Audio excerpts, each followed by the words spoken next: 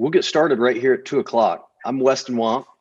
I'm the founder of the Millennial Debt Foundation. And Senator, as you join us here, I'll let you know that we started this organization, this group of business leaders formed months before a pandemic changed pretty dramatically, our country's fiscal scenario. And this group has been a forum at its meetings for really a good faith dialogue about where we are and where we're headed in a nonpartisan way. And today's another example of that. We start with independent, next after you, a Democrat from the House, and then your colleague, Senator Graham. So with that, if you've got some opening remarks, we're grateful that you'd be willing to join us here on the day before your birthday, Senator King. Okay, Weston, thank you. Wonderful to have a chance to be with you. And let me give you some thoughts. And it's always dangerous to ask a senator to share a few thoughts because you don't know how long that's going to last. But I'll try to summarize. The first thing is I am concerned about the debt. I'm concerned about it in terms of generational equity, the long-term implications for your generation and the generation that comes after. And it bothers me from a sort of ethical point of view that my generation is spending your money. And so that is a concern. The second level of concern is actually more immediate and more concrete, and that is interest rates. We're currently in a very anomalous period of low interest rates. 1 to 1.5%. So it's a cheap time to borrow, and some people are using that as a reason to borrow. The problem is our interest rates float. The U.S. has the ultimate adjustable rate mortgage, which is the rates can change, and if the rates go back to 4 to 5%, which is where they've been historically, we're in a heap of fiscal trouble. The math is pretty easy. Every 1% is $250 billion a year of interest costs. So 4% is $1 trillion. 5% is $1.25 trillion, which happens to be the entire current discretionary federal budget. Right now, we're running about a little over $200 billion a year of interest costs, of in effect, debt service.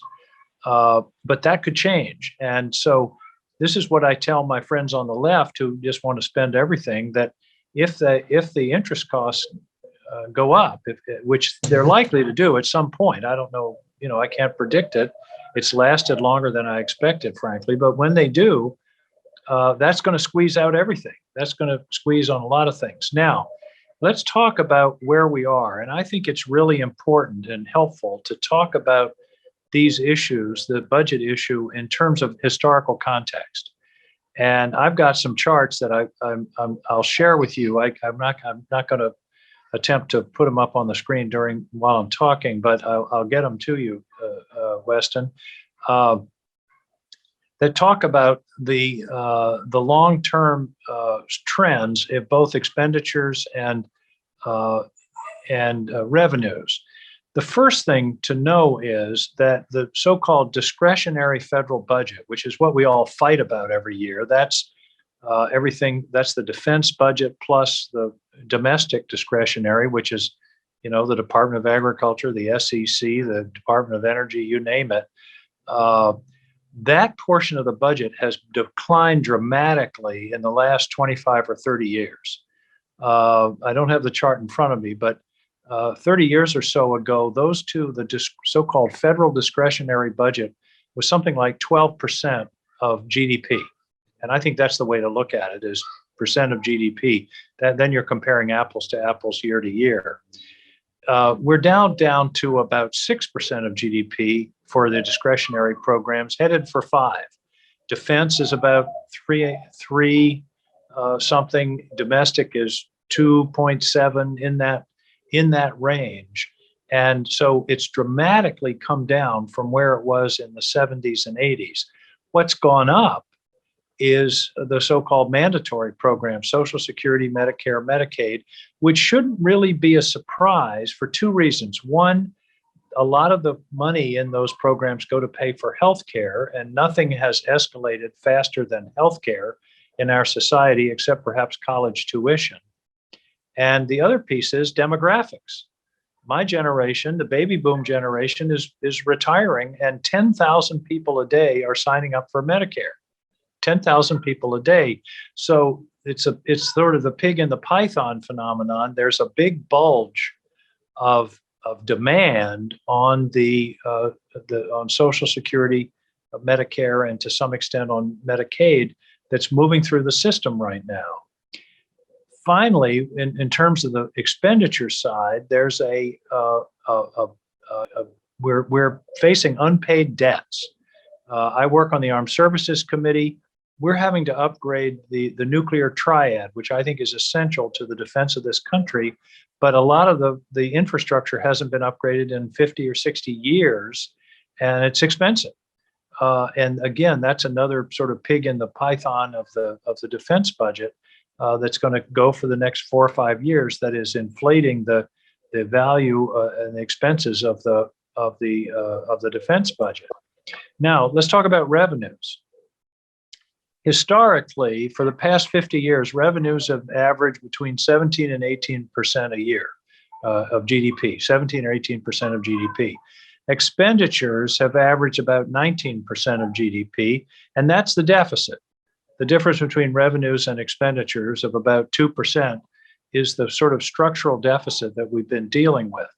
The problem is revenues have now dropped to around 16% of GDP, and expenditures largely not because of excessive spending in the discretionary side, but because of growth on the entitlement, on the mandatory spending side. Revenues have gone up to about 20%, 20.5% of GDP.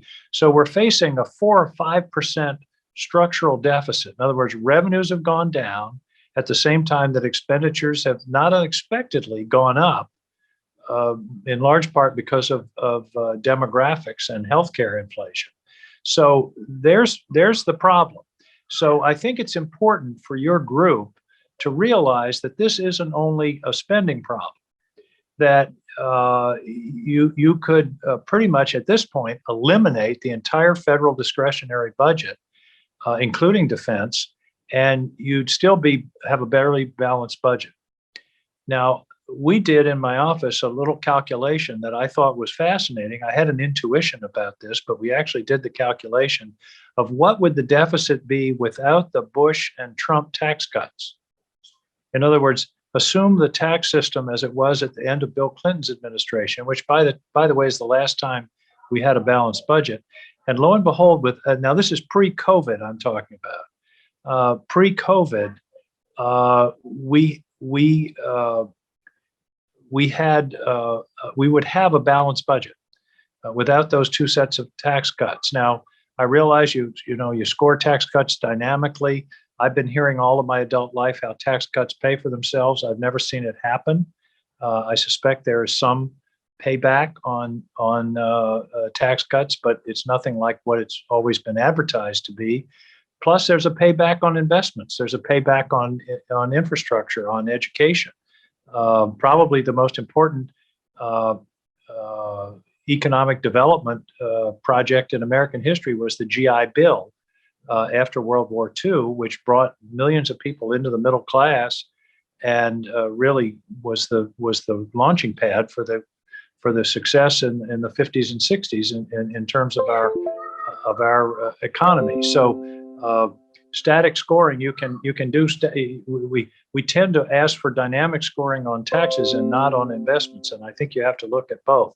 But the point is, if we're going to deal with this problem, it's got to be comprehensive, and you're going to have to look at spending, but you're also going to have to look at revenues. It's not, like I say, you're not going to be able to cut a billion here or there out of the defense budget or the HHS budget or NIH and solve this problem. The problem is structural, based upon revenues which are below historic levels and expenditures which are above historic levels. And we'd have to dig more deeply into the the expenditure picture to determine the extent to which current expenditures are up because of demographics, which is a problem that will diminish over the next 10 years in turn because of the end of the baby boom impact on Medicare and Medicaid. So those are some introductory thoughts, and I think I want to go back to the beginning. I think we've got a problem, and I think we got to deal with it. But I think we have to be clear-eyed about what's driving it, and not expect that we're going to be able to hammer, Head Start or education or some other social welfare program and solve the budget deficit. That's just not going to be the case. I work a lot on the defense side, and there are plenty of people on the Democratic side who will give you all these figures about how defense is too high. But I know what the threats are facing this country, and there are areas where I think we need an expansion of expenditures in cyber, for example, to protect the country. So those are some of the thoughts. I think the important thing to know is that, as I say, defense is around 3.2% of GDP now. It was 8% 25 or 30 years ago. Discretionary non-defense spending is below 3% right now and is at the lowest level. Both of them are at the lowest level they've been for, 50, 60, 70 years. So that's sort of the overall picture. I'll ask a follow-up. We'll let you go in 3 minutes. The follow-up, and this comes in part from one of the commissioners from here in Tennessee, actually, Nick Mako. So two-part question. I mean, you referenced in your opening remarks generational concerns, which means that you don't, I would conclude that you probably don't subscribe to modern monetary theory, the idea that none of this matters because we can borrow infinitely. Tell me, how do you see a balance being struck between increasing revenue, which you talked about, and is it possible that we need to restructure some of the mandatory spending programs that have grown so far beyond some expectations? Most economists are not surprised. Yeah, no, I don't think they're surprised, and I don't think we need to restructure in terms of benefit levels and things like that. I mean, there's some discussion about what's the proper COLA to be used. There's discussion about what's the proper cutoff for the FICA tax in terms of the income of the individual. But as I say, a lot of it is temporary in the sense of the large number, the demographic bulge that's represented by the baby boomers. I mean, it's no secret. The Social Security system was designed where you had one retiree for every 4 or 5 workers. And now the ratio is, 1 to 2 or 1 to 3 at the most. But as that ratio changes, so too will the economics. But yeah, you've got to look. We've got to look across the board. Like I say, there are really 3 pieces. One is entitlements, one is discretionary, and the other is revenues. The tax regime at the end of the Clinton administration was much different than it is today, but it was one of the most successful economies during that period of the 90s that we've seen in a long time. And you can explain that in a variety of ways, the penetration of technology and those kinds of things. But there's no single solution to this. As we wrap up, I'll allow you to clarify. I think there are some in Washington and some on the Republican side of the aisle, some on the Democratic side of the aisle, who I think from this point forward, $3 trillion transportation, education, climate package, it is going to be excused by modern monetary theory. Former Tennessee Governor Phil Bredesen, who's a Democrat, spoke to us a few weeks ago and said there's no free lunch. Your thoughts as we wrap up on modern monetary theory, which has become quite popular? Well, it's become quite popular because it's easy. Who doesn't want to spend? I mean, I can tell you as a politician, the easiest thing in the world is to spend. The hardest thing in the world is to tax, and we've made it very easy. But I don't see how you explain away the interest rate problem. If interest rates go up, just interest will equal the entire current federal discretionary budget. And I just don't see how that's how we're going to manage that. And eventually, now, having said that, I voted for the recent bill and I voted for the CARES Act, which were big expenditures. I think that's when you vote. That's when you spend money, when you're in a crisis. That was my objection to the Trump tax cut, was that the tax cut came in the middle of a boom. The economy was up. Unemployment was at a pretty much an all-time low. Everything was going good. That's when you should be paying back. That's when we should be paying down the deficit to prepare for a time of economic crisis where you have to deficit spend in order to get out of the hole, which is what we've done over the past year. So, that's sort of the way I'm looking at it. But I really appreciate what you guys are doing, because I think you're focusing on the right question. And I don't think you should let people in my position get away with saying deficits don't matter. And by the way, that's a quote from Dick Cheney, as you probably know. I just, eventually it's going to have to be paid. Let me share a story with you, Weston, a very interesting experience that I had. And I wasn't in politics at the time. I was governor of Maine in the 90s and then was out of public life for 10 years. I never expected to get back in. I ran for Senate in 2012 when Olympia Snowe retired. But in any case, sometime around the time of the Bush tax cuts in 2003-4, I went into my local hardware store. And on the way out, I was chatting with the clerk and just sort of making conversation. I said, "What do you think of the Bush tax cuts?" He said, "There haven't been any Bush tax cuts." I said, "What are you talking about? Everybody knows, it's in the paper every day, Bush tax cuts, big tax cuts." He said, No, you don't understand. He said, when you cut taxes and you're already in a deficit situation, you're not really cutting taxes. You're just passing those taxes on to your kids. And I never thought about it that way. If you're in a deficit, if you're going to have to borrow to fill the hole that the tax cut makes, you're cutting your own taxes, but you're passing the tax on to the next generation, because eventually that money's going to have to be paid back with interest. So I thought that was an insight that I'd never had before. And the same thing with the Trump tax cut. We cut taxes in the middle of a structural deficit and added to the deficit. And some people's taxes went way down, but eventually somebody's going to have to pay that money back, unless we just assume we go on forever and never pay back. And of course, if we start to do something like that, then nobody's going to lend us money anymore, and then we're in the soup from that point of view. So I think you're making an important contribution, A, by putting a spotlight on this problem, but B, by outlining to people that it's not as easy as there's no single solution to it, and that it's hard. This is hard stuff to deal with these kinds of issues. And we almost had a deal with I was a big supporter of Bowles, Simpson Bowles, but we couldn't pull it off at the last minute. Both sides sort of got cold feet.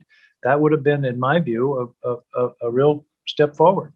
And unfortunately, we couldn't do that. But we got to keep focusing on this. It ain't monopoly money.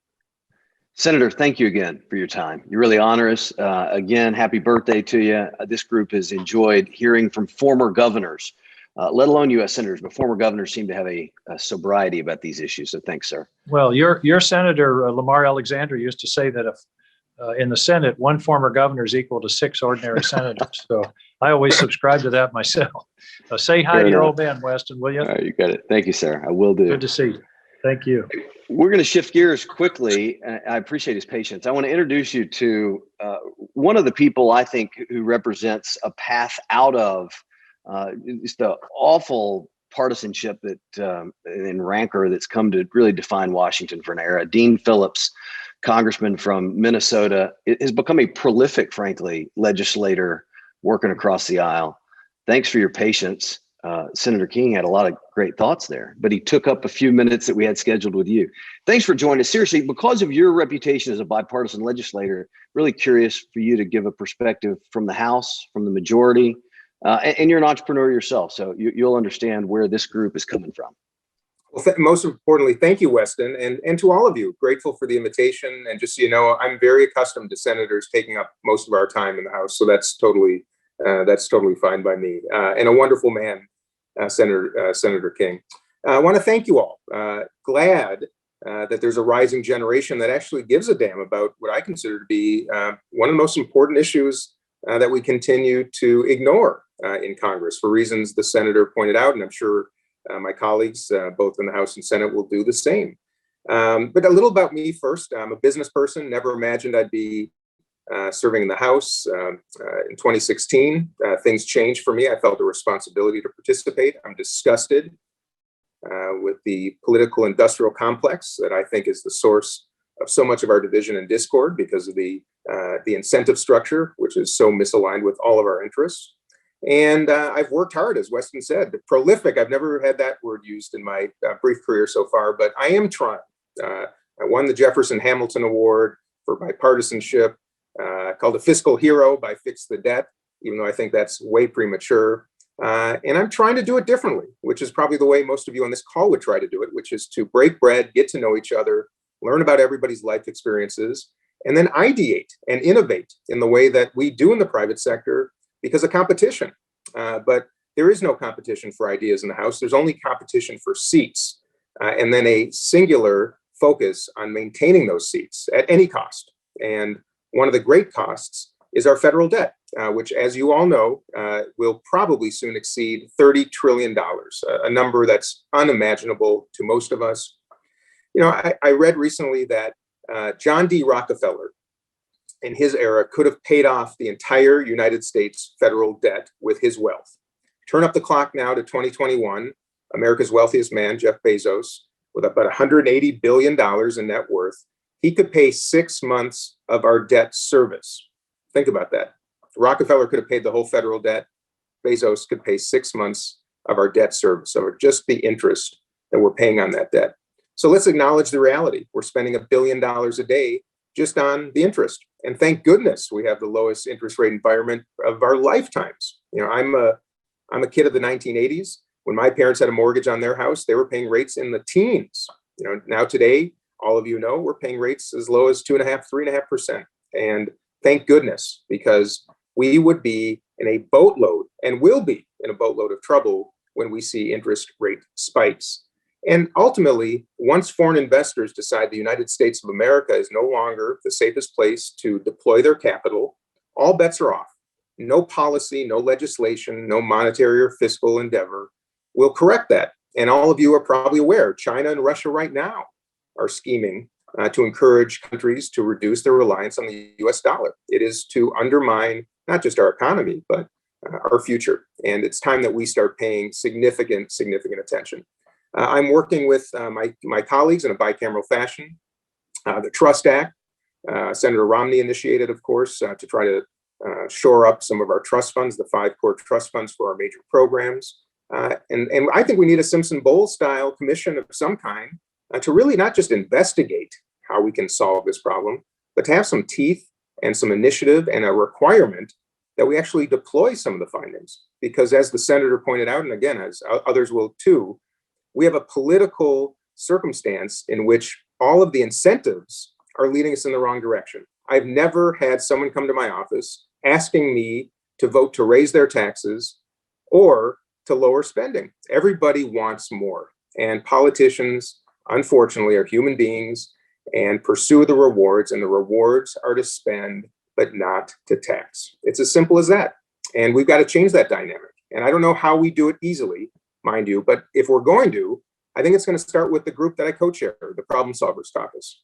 58 of us, 29 Democrats, 29 Republicans, committed to respect, to cooperation, to working together, building friendships, and ideating. And that's what we're doing.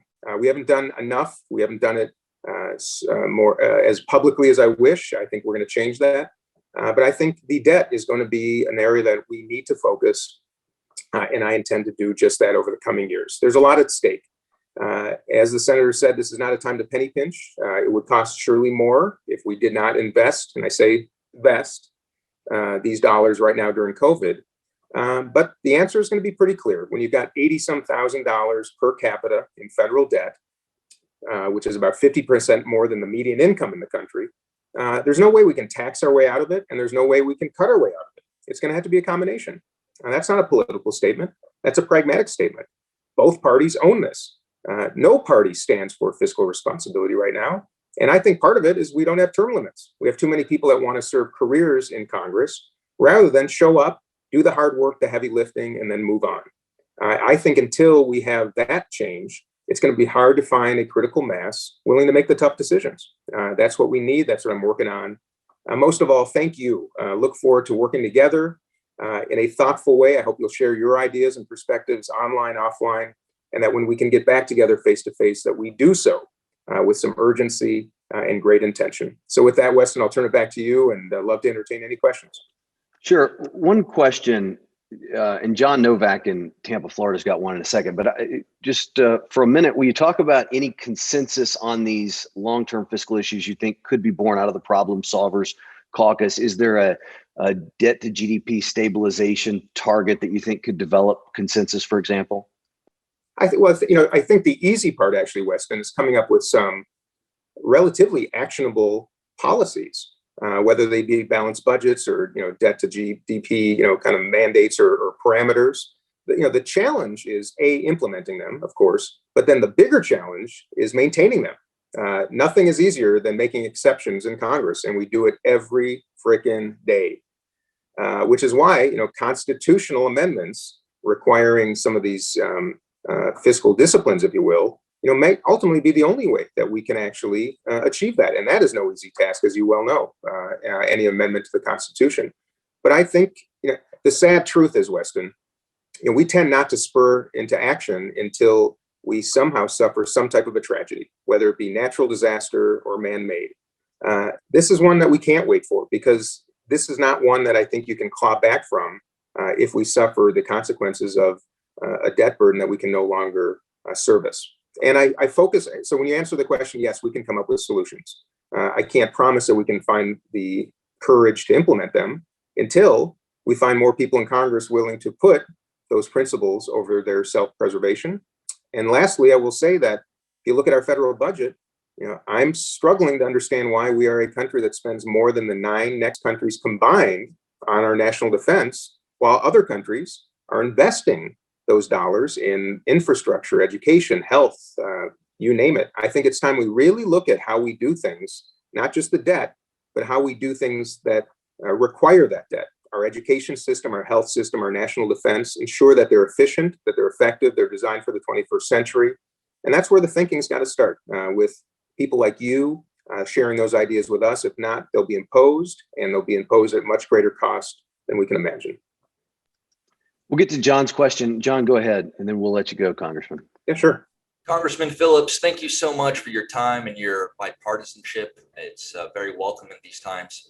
Thanks, and John. It seems like entitlements are the elephant in the room. And with no clear solution to fixing or reforming Social Security, do you see a path forward in terms of perhaps revisiting welfare, and instead of keeping people dependent, having that safety net for them, but instead empowering them to get off of these federal programs and be able to support themselves?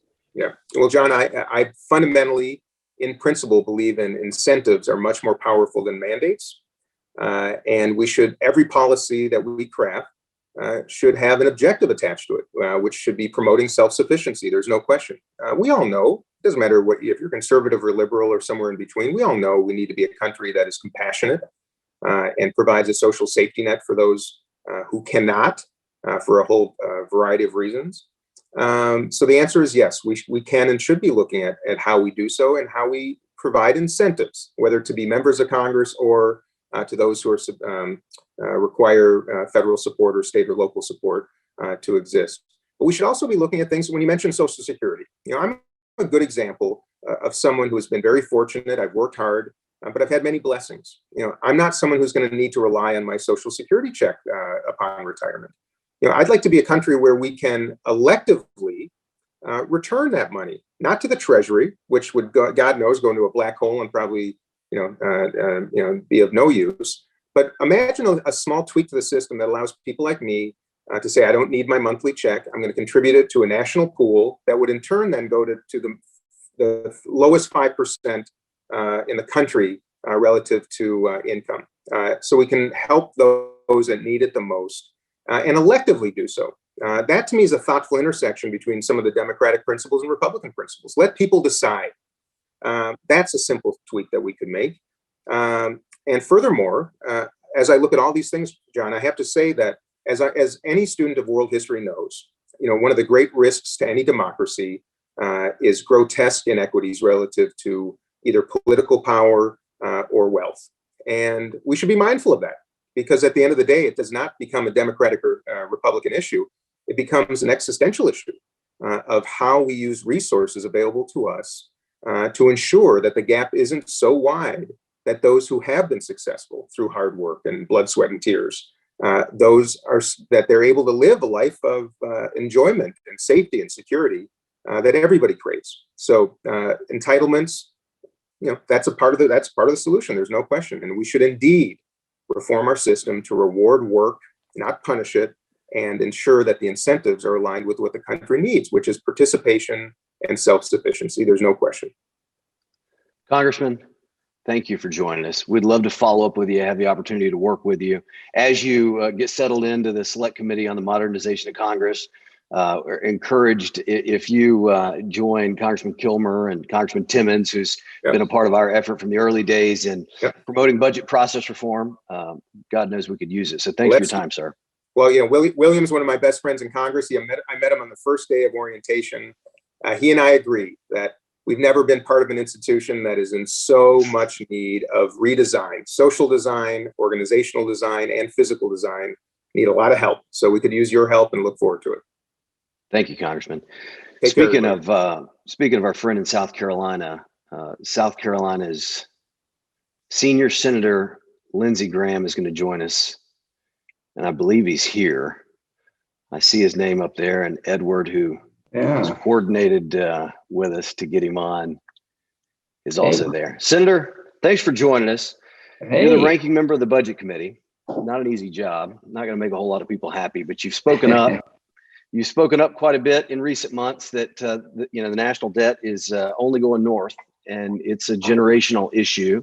It's the way this group frames it out. And as you know, there's several South Carolinians who are involved in our effort from the outside to shine a light here. Just curious, your opening thoughts.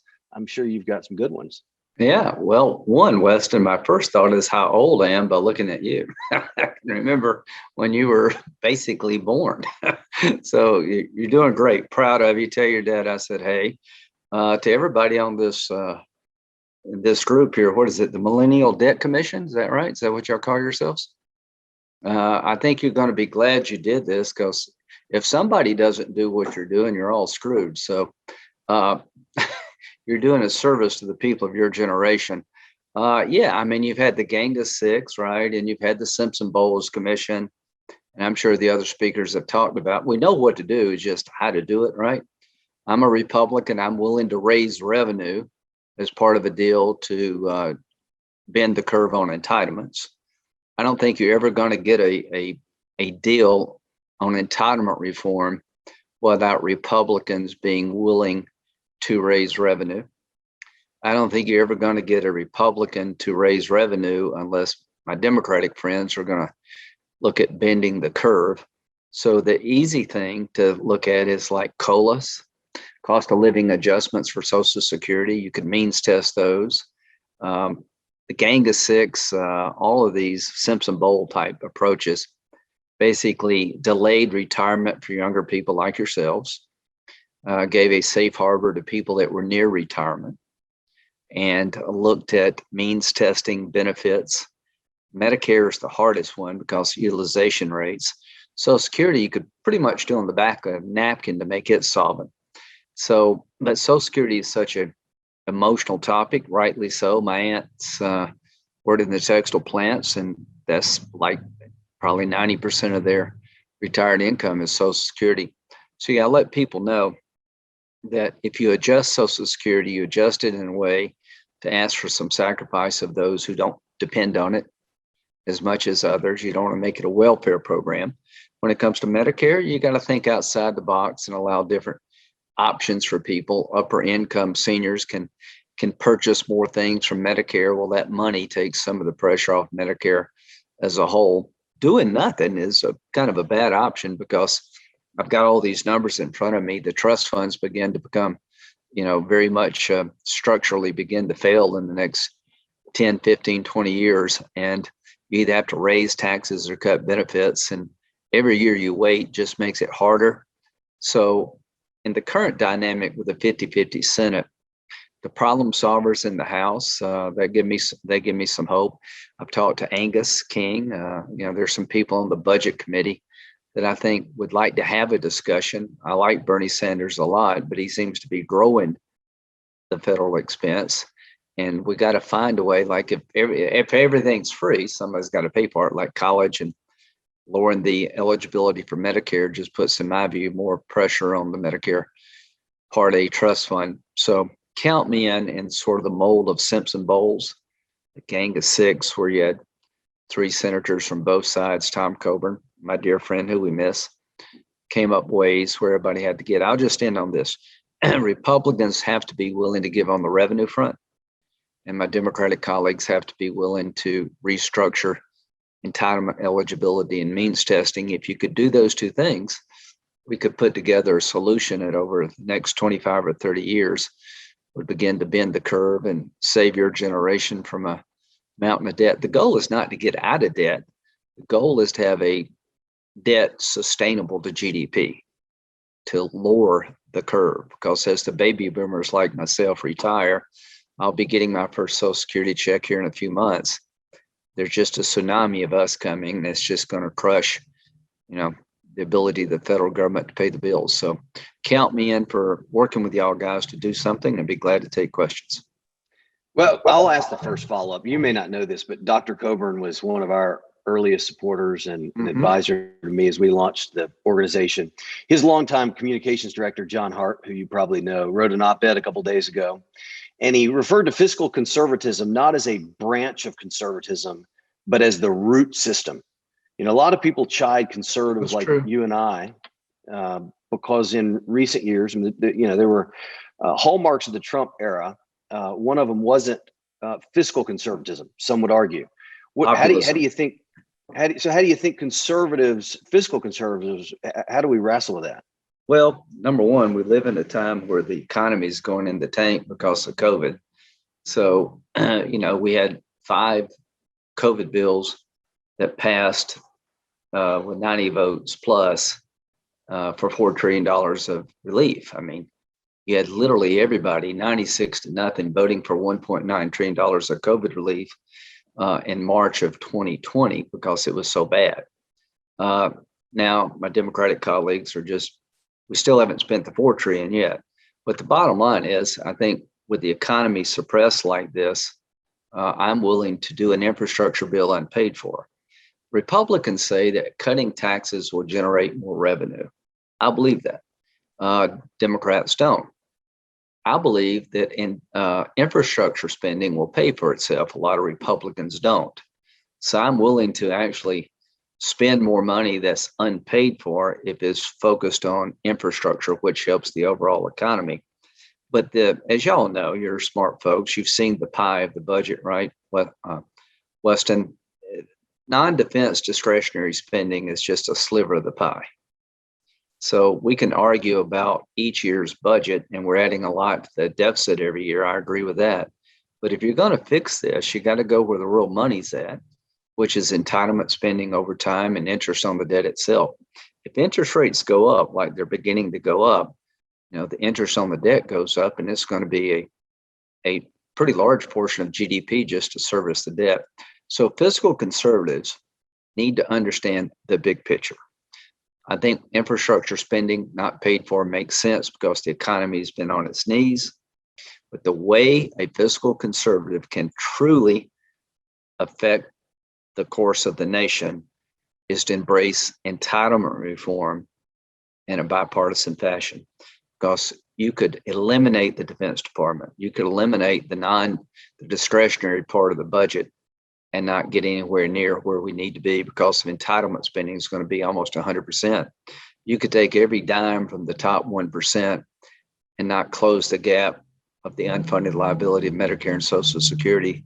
So high taxes is not going to close the gap, as the last speaker said, and cutting spending won't close the gap because discretionary spending is such a relatively small part of the federal budget. So I want to hear fiscal conservatives saying that they will do a deal with Democrats to fix entitlements. And this may be counterintuitive. That deal is going to have, as a component of it, increased taxes. I'm willing to increase the revenue side if the money goes to sustaining entitlements and getting us out of debt, not to continue to grow the government. Hey, Jane Wu is the CEO of a development firm in Charlotte, just north of you. Jane, you have a question? I think you're on mute. Hey, Jane.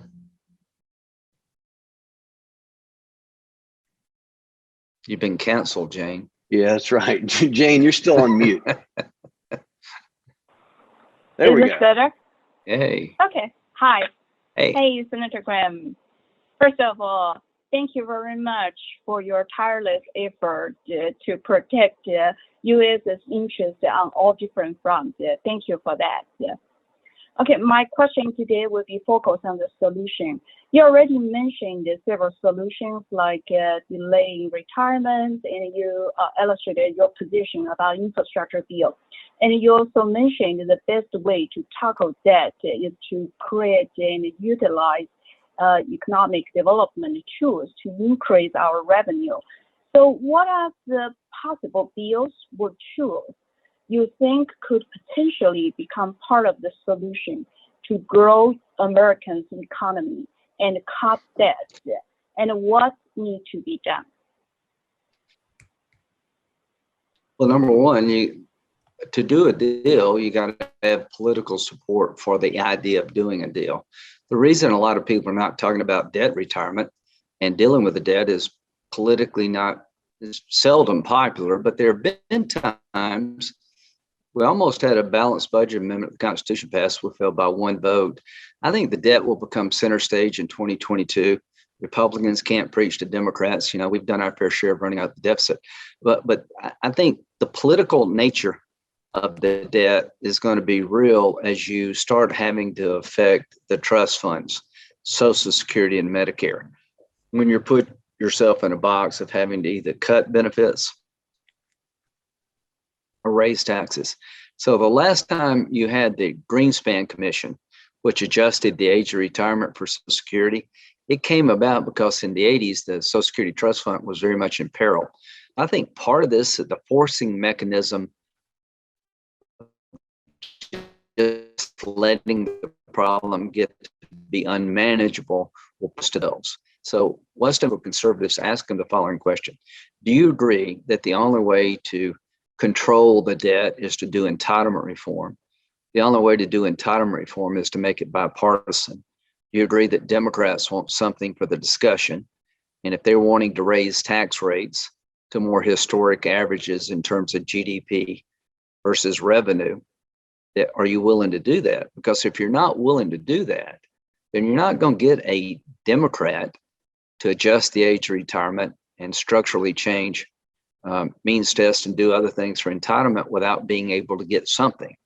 So my point, Jane, is that we'll be at the table sooner than people think because Social Security structurally is very much in peril, and so is Medicare Part A. And that's going to require us to do something. So the Millennial Debt Commission, you should not only be having discussions with us, but get with Meijer McGinnis and other folks who've been looking at this. I would recommend that y'all come out with an outline of what a deal would look like. Don't ask people to do things you're not willing to do. So see how hard it is among yourselves, Republicans and Democrats in this group. See if you could come up with an outline of how to get out of debt. Then you'll soon realize that this is harder to do than you think, and you'll see how much you're willing to compromise. So I'd like to talk to you in a few months and see if you can do that. Yeah, that's a great thought, and that's where this group is headed in the next few months. A framework will come together. Hey, we'll wrap up with a question from co-founder of Legacy Box, Nick Mako. Hey, Senator, thanks so much for being with us. I guess my question to you is, if we can't wrap our minds around fixing entitlements, what kind of risks or dangers do you see in the future, whether it's our generation that deals with it or even the next one? Good question. What are we going to start facing if we can't find that compromise you encouraged us to seek? A very pissed off public, because people are going to want to know why their Social Security payments went down. They want to know why Medicare can't pay the full bill. They're going to want to know what the hell happened. You're going to either do one of two things: dramatically cut benefits or dramatically increase taxes, or just ignore the problem. So to my colleagues in this business right now, and Zach was great, Weston's dad, he's always thinking about the future. But the day of reckoning is really not that far away. There'll come a day where we're just going to have to sit down as an American family and say, we've run out of runway here. The Social Security is no longer able to make the payments as promised, because the trust fund is being overwhelmed by the retirement of the baby boomers. Bottom line is, the day of reckoning is coming as the trust funds become structurally begin to fall apart. And, you got options. You either raise taxes, cut benefits, do both, ignore it. I don't think ignoring it is going to be possible. So people like you, who keep reminding people like me, you need to do something, is good. And if you could come out with some kind of outline, the Genghis 6 did it, Simpson Bowles did it. If y'all could come out with one, that'd be great. So I tell you, the day of reckoning is going to be here sooner rather than later. And this is going to be a huge campaign issue, maybe not in 2024, but certainly by 2028. Thanks for your time. Thanks for your commitment and willingness to work on these issues and say the hard things. All right. It's not Thank easy. y'all. Look forward to working with you. I just got to start eating healthier so I can live long enough to help y'all guys. Thanks a bunch. All right, we'll get the outline to you. Okay, thanks. We'll work from Tell your there. dad Thanks, I said, sir. hey. All right, You got thanks. it. All right, thanks, guys. Bye. All right, we're going to transition for a really a longer conversation than some of these events, some of these meetings have allowed, into a workshop really that Jonathan Bydlak, who's an advisor to the commission, is going to put on, along with Nan Swift, who is a veteran of this subject from a whole lot of different angles. I met her when she was working for Chairman Enzi on the committee that Senator Graham is now the ranking member of. So I'll let you guys have at it. I know you want it to be engaging, so I just encourage those of you on the commission to have some fun here. Sure. Thanks a lot, Weston, and thanks for putting this together and all the work everyone's been doing. It's, I have been called, I guess, the spending guy for a long time, so it's always encouraging to see more and more people talking about these issues, because sometimes it certainly seems like fewer and fewer are talking about these issues. So I think, there have been a number of themes that we've heard so far that are really important. And it really comes down to, politicians are downstream of voters. And so if voters and citizens care about these issues and raise them and talk about them and are able to share ideas that and show that they care about these ideas, that's when you're ultimately going to get movement. And, for people who are, more activists like myself or Nan are engaged in these debates, there's a certain level of influence there, but you can only promote these ideas so much when there isn't a certain level of support, I guess, that already exists in the broader public. And so this is, I think, everything that's happening with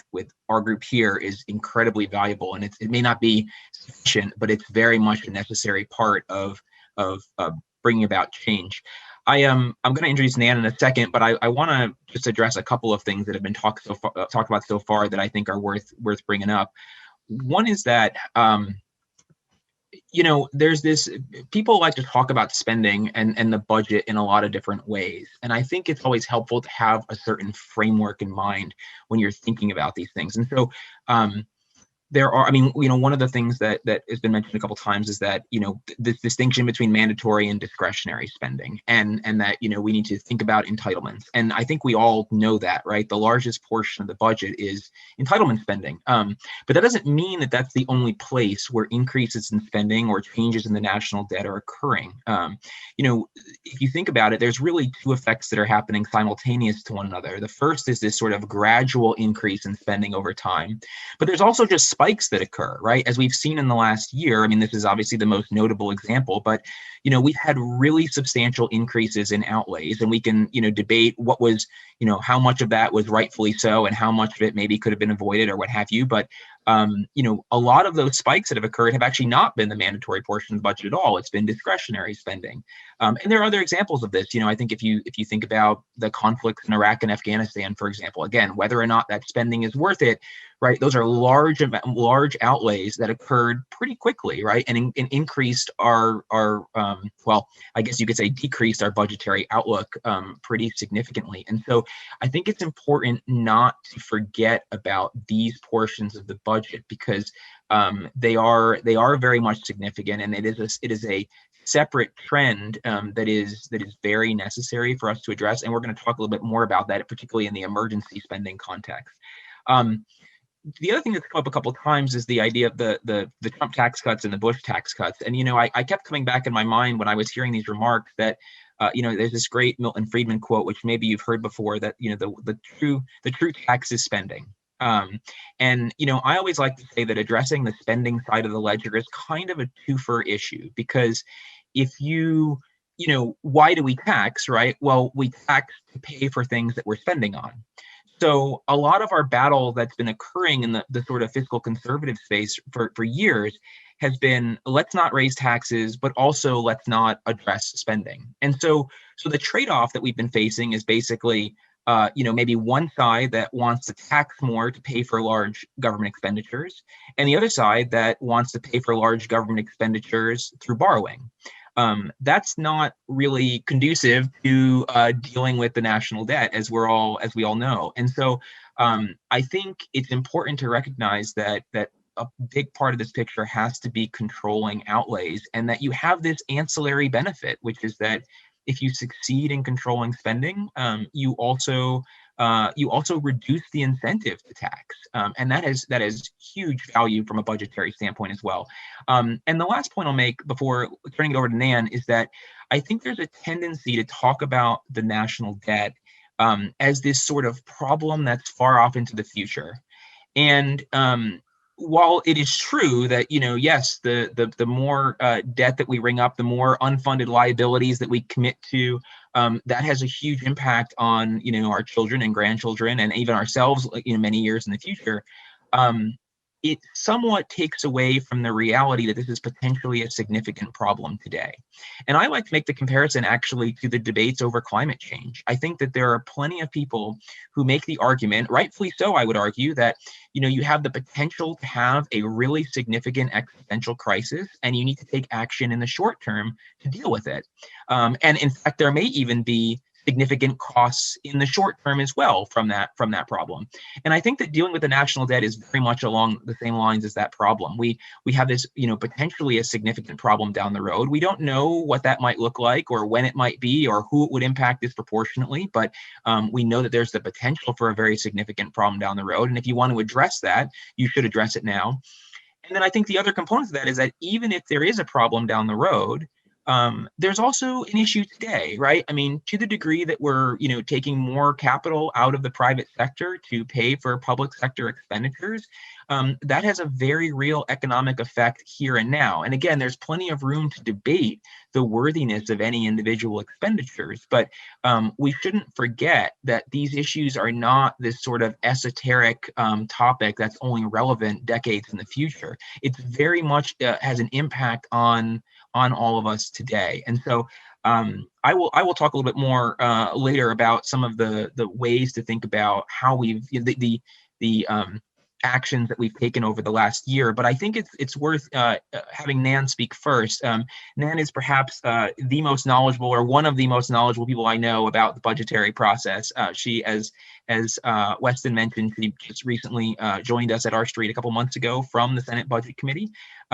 She, prior to that, worked at National Taxpayers Union, so she has been fighting this fight, I guess you could say, even longer than I have. And so I think it'll be helpful for us all to kind of talk about at least how the budget process is supposed to work, how the budget process maybe does work, and then I'll talk a little bit more about, some of the other things that happen outside of the budgetary process. So without further ado, I'll turn it over to my colleague, Nan Swift, a fellow at our street, to talk a little bit more with you. Thanks so much, Jonathan. And if you're the spending guy, I'm the girl who cares too much about little things. And you can see my bad cat in the background taking advantage of my attention being elsewhere. Anyway, I think that budget process is really where we start the conversation about securing our future prosperity. Yes, entitlements, big, scary. Yes, taxes, the rest, but those are huge things we have to address. And the budget process is where this all begins.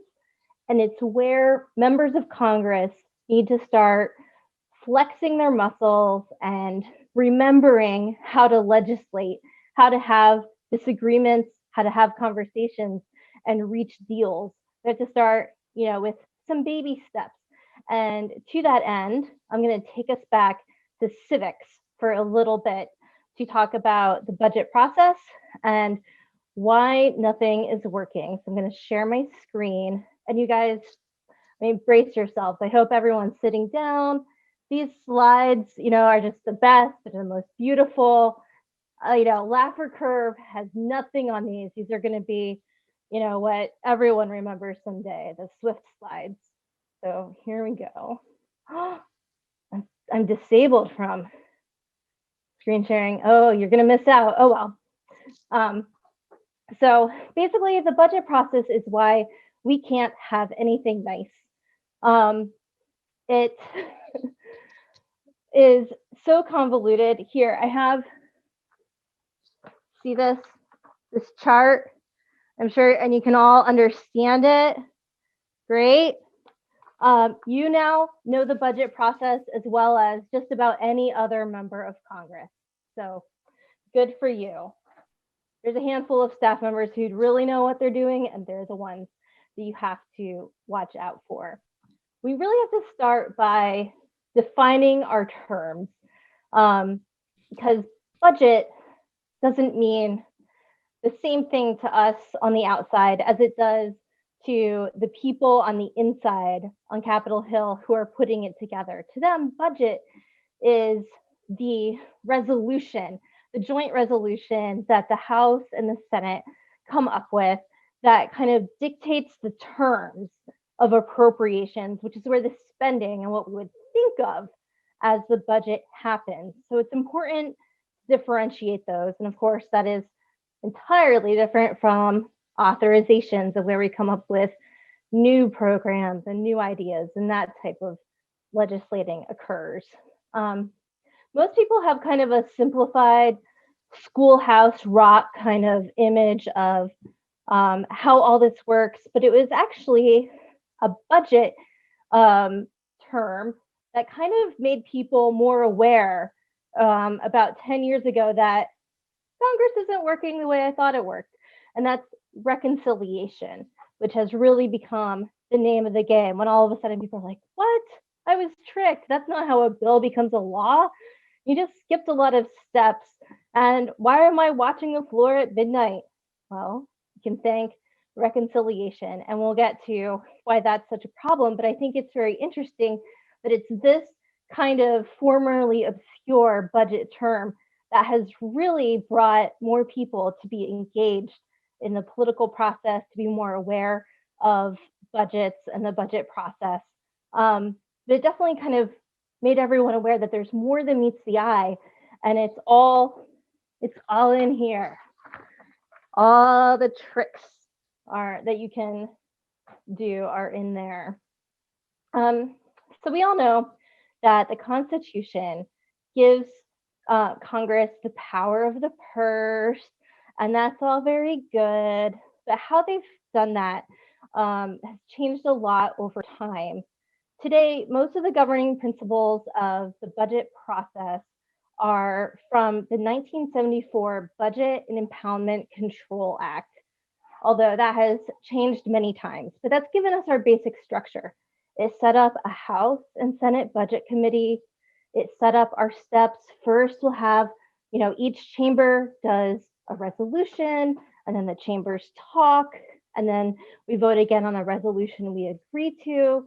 And if we have reconciliation instructions, it will have limits for different committees to come up with savings and spending. And it kicks off that whole process, but it also, most importantly, sets the top line spending numbers for appropriations for the discretionary part of the budget that year. It also created the Congressional Budget Office, an amazing organization without whom we would all be lost. We'd have no idea what anything costs. And it also changed the fiscal year, which I think is really funny. So the fiscal year before 1974 was the fiscal year ended on June 30 and began on July 1. Now it ends on September 30 and begins on October 1. And when I was at the Senate Budget Committee, there was a huge debate at a hearing over changing the fiscal year yet again, because if we do it, on a calendar year, then we'll all have more time, which is really the same reason why we have the time change, which suddenly gives us more time. If we just call dates different things, then suddenly we'll have time to do it all. When really it's just a matter of members not wanting to do the work. It doesn't matter when you do it, it just has to happen. So that's the general outline of how this goes in the structure. But then there's the anomalies that Jonathan will talk more about, especially emergency spending, pandemics, fires, other natural disasters, wars. All of this stuff is maybe might be specific to private. So there's all these other things that disrupt the whole process further. And so all the time you see the headlines, Congress fails. Congress fails to enact a budget. Though from 1975 to 1998, there was a budget every year. Since then, there's been about 14 budgets. That again depends on what you call a budget. For instance, during the Budget Control Act era, the previous 10 years, we had a whole bunch of bipartisan budget agreements, but those were not the resolutions that set this process in motion. They were just bills that set an agreement for spending limits. So you can't say that the work really happened in those years. On top of that, it's always late. The budget is never on time. Then appropriations are never on time. We have omnibuses or omnibuy. Webster's hasn't told us how to say that yet. We have continuing resolutions. The debt is racking up. It's just, it's not great. It's a mess. In fact, the last time that all the appropriations bills were passed on time was 1996. And it's only been successful 4 times since the 1974 reforms were put in place. So hashtag winning. This is a good thing. We should keep doing this. It's clear that there's a lot of problems with the current budget process. And if you accept the notion that budgets are important, and some of us still do, then it's worth reforming. And we have to start with addressing the 2 biggest problems. The reason why this doesn't work is money and people. Money, we've already talked a lot about that. There's not a lot of it. A lot of our spending's on autopilot. There's gimmicks that make this harder. The CBO baseline, the way we even talk about spending and our federal budget makes this more difficult. We often talk about we didn't spend as much as we had planned to spend, even though it's more than the previous year. These are massive cuts, and everyone is upset. When we use that kind of jargon, it makes all of this a lot harder. Then, of course, there's demographic and economic realities, and the fact that we just, this is a snowball that's out of control at this point. So money's a big problem. People are also a big problem in that people are terrible. They're just the worst. This would be so easy if it were robots, but sadly, that's not the case. We just have all the worst incentives stacked in favor of out of control spending, political, parochialism, human foibles, but on a massive scale. And the budget committee itself is very weak. It doesn't have a natural constituency. I think it was Representative Phillips, or maybe it was Senator Graham said, no one's ever come in asking for less money. And so there isn't a constituency for good budgeting. Also, the budget, it's not a law, it's a suggestion. It does not have the force of law. It's a big problem. It's just kind of an informal agreement that we use for political ends. And the budget committee can't do a lot except just nag people. It can just say, there's point of orders that lie against this bill, and here's why we shouldn't pass it for these reasons, or we should go into the bill and change these things. But those are waived. They never happen. No one cares. They're dispensed without a moment's hesitation. So all these bad incentives have created a really toxic atmosphere. And what's worse is that over time, we've moved from the budget, as you and I would think of it, especially in terms of our households, or as governors think of it in terms of their state budgets, from a governing document, an agreement that where we have come together, we've discussed what our values and priorities are, and this is the way we're going to live for the next year, the next 2 years. Instead, it's just a political tool to get back to that reconciliation. How do we avoid the filibuster, which is a whole nother mess that people don't understand, and where all the terms are confused, where we just, it's become just a visionary document, and here's my extreme vision for what I think the future should look like, and only half the country will agree with me, and I'm going to use these mechanisms in the budget process to force parts of it through. And then the next administration will come in, or the next Congress, and they will spend all their time undoing all the things. And in the meantime, the legislating never happens. We also, we don't do amendments anymore. We don't discuss things. And in a world with unlimited spending where the numbers don't matter, we don't have trade-offs either, which are really important. So we never have to make choices. Everyone can just get more.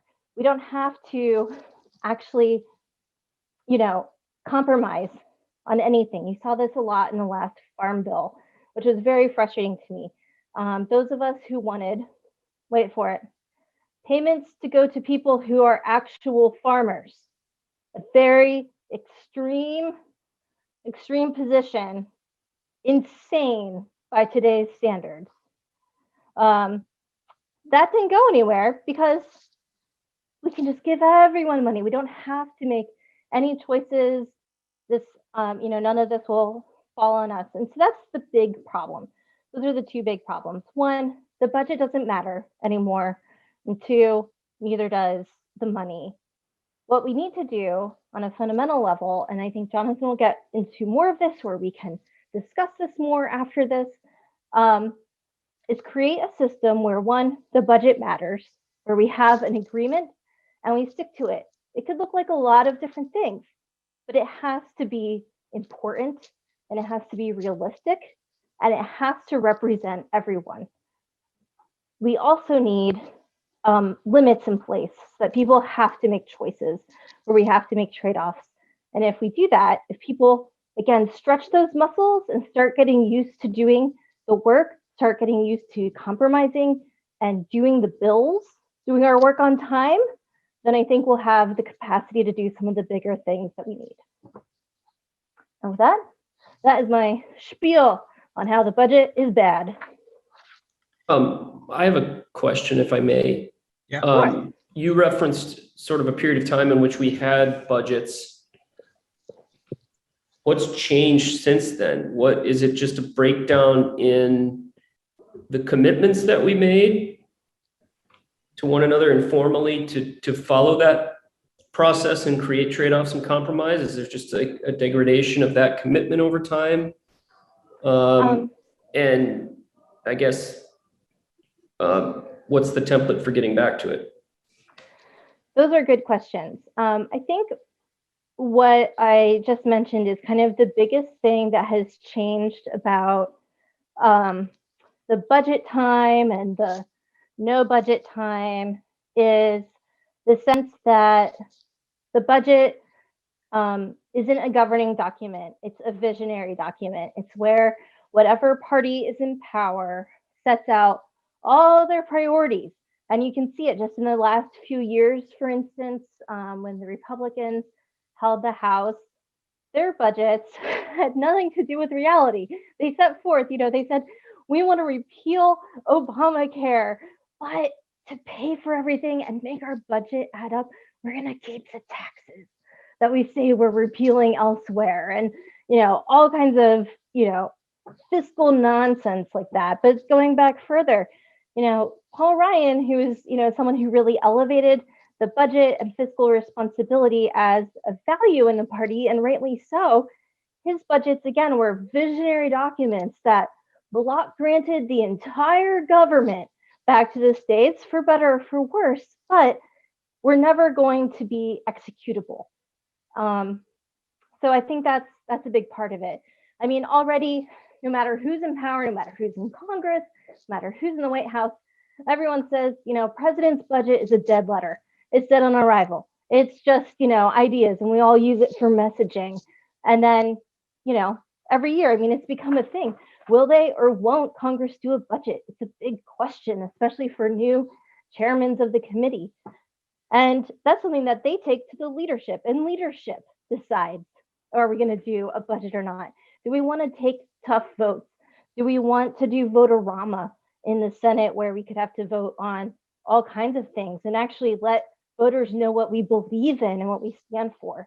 I think, it's a combination of these things that has led to a bigger breakdown of legislating in general, but it goes back to, the budget. And it's a natural degradation that's occurred over time, not just in terms of the creation of the budget, but really all of the ways in which we handle our fiscal process. So, Nan mentioned earlier the Budget Control Act, which, has sort of been I guess if you want to say the governing fiscal document of the last decade, that probably would be it. And so, the most important thing that everyone knows about the Budget Control Act is that it put in place caps that said, for the discretionary portion of the budget, it said we're not going to spend beyond these certain levels. And so, what happened from the time in 2011 when we passed the Budget Control Act to now? Well, we've seen a couple of things. One was that those caps were raised at various points, right? Because it became politically unpalatable to keep spending at those levels. So there was multiple times where politicians on both sides came together and said, we're going to raise those caps. Now, I would argue that that was still helpful, right, in terms of setting expectations. But of course, the pressure was great. The other thing that happened is that, the budget process and really our entire fiscal process is only as good as, it's the weakest link. And so, one of the way that those caps were imposed was you basically said they were going to apply equally to defense spending and non-defense spending. And so obviously we had politicians who on both sides who wanted to see either increases in defense spending or increases in non-defense spending. And so what they did was they looked for opportunities to circumvent the process that was laid out. And so on the defense side, this is why a lot of people talk about the OCO budget, the Overseas Contingencies Operation budget. It was essentially a pool of money that was separate from the caps. The caps did not apply to, and so it allowed people who wanted to see increases in the defense budget a way to do that outside of the budget process. And then on the flip side, you had on the non-defense discretionary side, you had emergency spending, which was essentially also not subject to the spending caps under the Budget Control Act. And so, when you think about the last year, why have we, I mean, by my count, I think we've had at least 6 bills that have been emergency bills related to dealing with COVID. And that's not to say that some of that spending or even all of that spending may not have been valuable. But the question is, why do we sort of have this separate process taking place over here that's not connected to the processes that Nan is describing?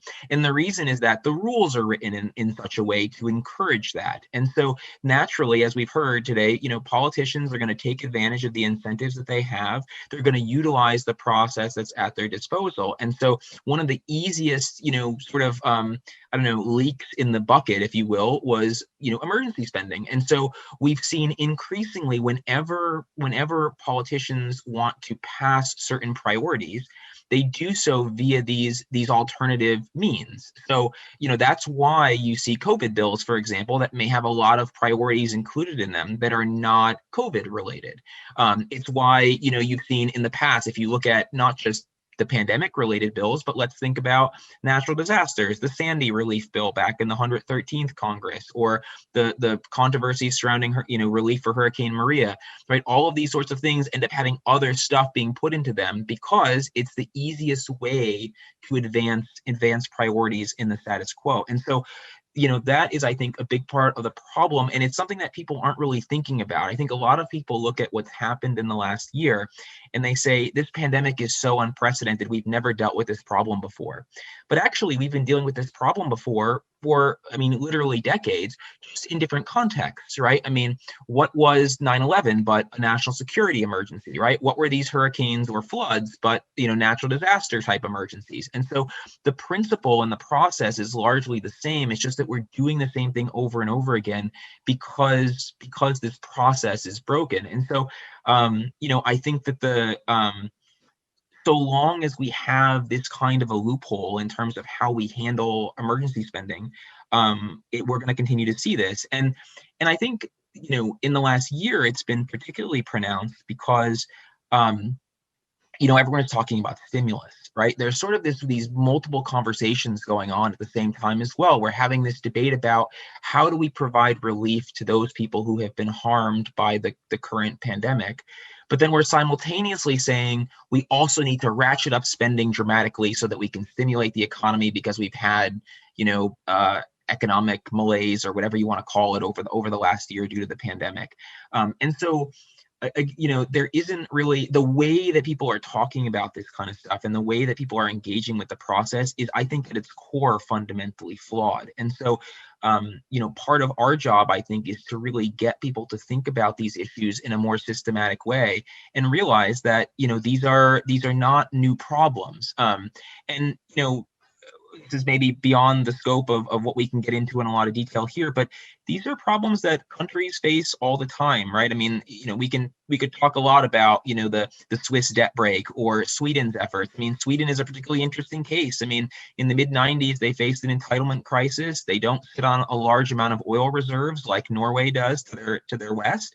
And so they had to go and figure out, how are we going to solve this problem? And they imposed fiscal rules that restrained their outlays and the revenues as well, and were able to go and statutorily get their budget situation under control. And if you look at how their fiscal situation compared, back in 2010, 2011, in the last fiscal crisis, but also financial crisis, but also more recently in the context of the pandemic, they've actually, had the same sort of economic hit as we have had here, but their fiscal situation actually looks dramatically different compared to the United States or other countries that don't have these kinds of rules. And so, I think Senator Graham made the point that, what I would say is that you have to incorporate the political, the political economy considerations.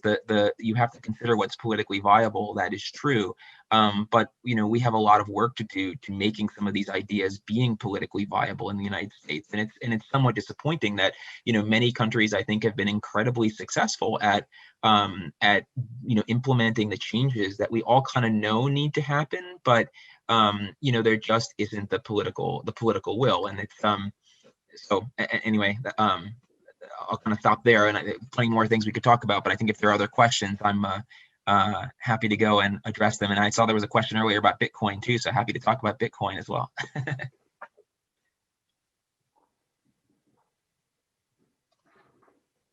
I'd encourage you to dive into it. Give us a perspective. Obviously, it was a question about Bitcoin and potential inflationary effects. And I think Cam, who posited the question, is talking about Chamath, has some, in the last few days put forward some rather contrarian theories about inflation. But yeah, your thoughts on Bitcoin as it applies to the subject. I mean, I do think there are potentially, certainly in our lifetimes, a lot of questions that ought to be asked about currency.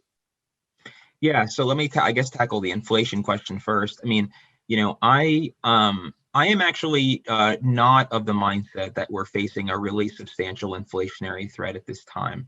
I think that, there was a huge hit to demand in the last, over the course of the last year, but there was also a huge hit in supply. And so a lot of it really comes down to, which impact is greater. And we may not necessarily know the answer to that, but I think that where you fall on the inflation question, largely it comes down to a question of what you think was impacted more. I think, anyway, that's, I'll just in there. I think as far as alternative currencies, look, Bitcoin faces a lot of the same problems that central bank currencies also face. It's not like it's driven by anything more fundamental than people putting their belief in it, in much the same way that currencies created by sovereign entities are based on that faith. So I think that there is value in having competing currencies, but the reality is that all countries are kind of competing against one another. And there's this presumption, people talk a lot about, interest rates going up in the United States, for example, and it's a very real concern. But you also have to ask yourself, why hasn't that happened up to this point? And I think that, there are many fiscal conservatives for a long time who have been seeing sort of, massive inflation and massive interest rate increases in our future for, decades, and have largely been proven wrong. And there are a number of reasons for that.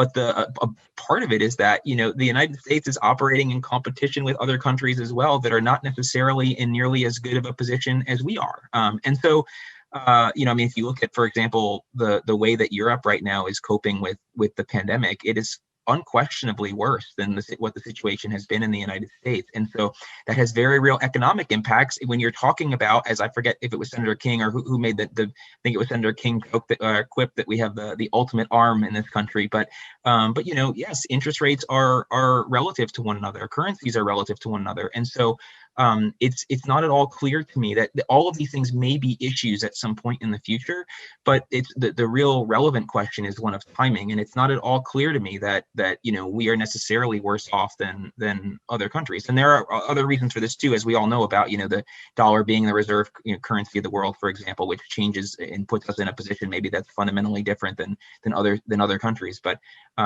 anyway, I don't know if that answered the original question, but I think there are economic changes that are occurring and that will continue to occur, and the currency markets will also change and continue to evolve, and there will be alternatives to Bitcoin and other Ethereum and all of these things that will create a marketplace and widen the marketplace, but they are not. I'm not convinced yet that we're all going to be throwing away our dollars and buying Bitcoin tomorrow. I want to take this back to what Jonathan was saying about emergency spending, though, and how we respond to emergencies. One of my concerns is that, all the tampering that we've done with the interest rates over the past 10 plus years, going back to 2008, I think leaves us with fewer mechanisms to respond to future crises, and also makes us, more increases the risk we face. Same with, all the debt and the other things. Every time we choose not to make the easy choices and the choices get harder, we're also, leaving ourselves with a really open flank the next time we have an emergency like the one that we're going through right now. We'll have fewer tools in the chest to respond. Side note, we can just print that trillion-dollar Bitcoin. Maybe that's the answer. I'm kidding. If that wasn't a variant. I think it's true, though. I mean, one of the things that has been a challenge over the last year is that we were in such a poor fiscal shape at the start of the crisis. I mean, look, Senator King is right that, yes, if you're going to spend, right, presumably you would want that to be when times are not good. But it's not quite that simple, right? Because there's also a question of degree, right? What degree is appropriate? I mean, one of the big problems with the response that we've seen, federally in the last year is that so much of the spending has not actually been related to the crisis at all, right? I mean, a very small portion of what the federal government has spent money on has been for things like testing or vaccine development or vaccine distribution. Even the things that we've done from an economic standpoint have been largely scattershot and haven't actually been targeted.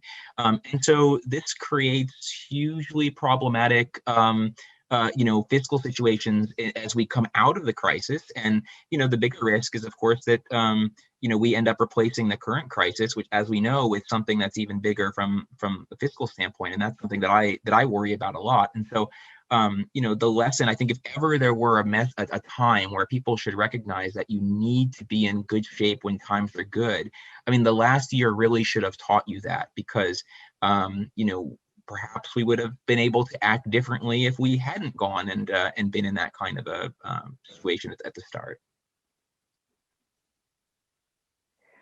Earlier, someone asked about, ways that we can fix this. And I don't think there's one way to fix the budget process or fix the circumstances that brought us here. I think there's a lot of different ways to get to goals that I think left and right can agree on. One of the ways was a reform that I was involved with at the Senate Budget Committee, which was a bipartisan plan that mostly gave, a lot of good incentives, carrots. If you work together and have a budget and do your job, this will move faster and you can get votes on the things you want. Those are the things that members of Congress love to have. It really incentivized discussion, but we also have can the debt growth be stopped, which is a classic text when it comes to budget process reforms that was put out by the Institute for Spending Reform, where Jonathan was the president, that goes over lots of different fiscal rules. And one of the places where you can see the success of fiscal rules, especially during the current emergency, is in the states. There's a vast difference between how the states are doing on the other side of this. And, and there's also the fact that a lot of the states don't need all the money that they're being sent right now. The revenue didn't fall the way people expected. A lot of, sales tax spiked thanks to everyone ordering things on Amazon all day and night. And, the states that were better prepared, you can see that now their economies are going to be able to bounce back a lot better, and their fiscal balance sheet is just as good as it was before. I think all the commissioners here have read that book. I'm pretty sure. Well, everybody's nightstand. Exciting news. We are going to be updating it over the coming year. Our authors are back and ready to be real. And we're going to put out a couple papers. That's going to be a book, and we're going to keep talking about this. Hey, as we wait for Congressman Blake Moore's been with us for a while. I think Congressman Peter Meijer should be coming in any minute. And there he is.